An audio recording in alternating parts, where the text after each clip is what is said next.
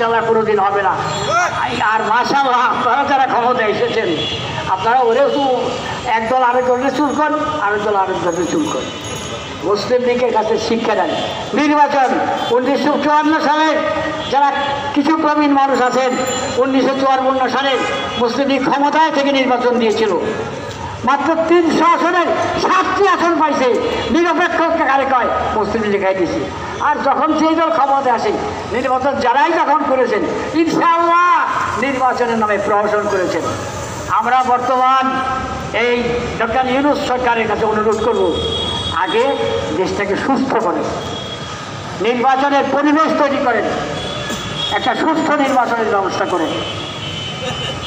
আমরা আপনাদের সকলকে বিনয়ের সাথে অনুরোধ করছি যে এই সরকারটি কারো নির্বাচিত সরকার না বটে, কিন্তু এই সরকারটি ছিল না এই নয়, ইট ওয়াজ ইনএভিটেবল।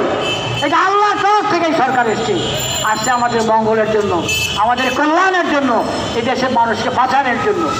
আমরা এই সরকারের প্রতি আস্থাশীল। আমরা সরকারকে বলবো কিছু অসুবিধা আছে, আপনারা গাফিলতি করবেন না।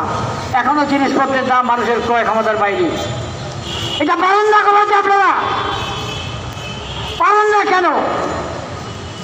20 কোটি মুসলমানের স্লোগান কি, যে স্লোগান মুসলিম লীগ ধারণ করেন, আসেন আগে সেই স্লোগানটা দিয়ে নেই।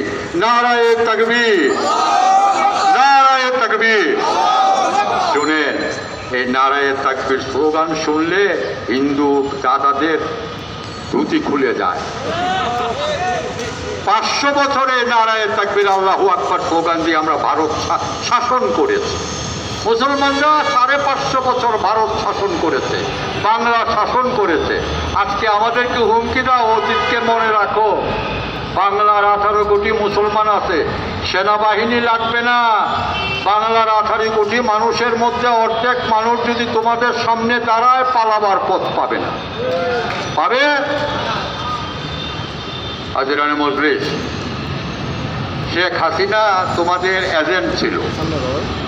এই দেশের আমাদের সন্তানরা, আমাদের ছাত্র জনতা যখন তাকে আন্দোলন করে দেশ থেকে বিতাড়িত করে দিয়েছে, তখন বাবুদের মাথাটা গরম হয়ে গেছে যে বাংলাদেশ দখল করার যে ষড়যন্ত্র ছিল সেটা মাঠে মারা গেল।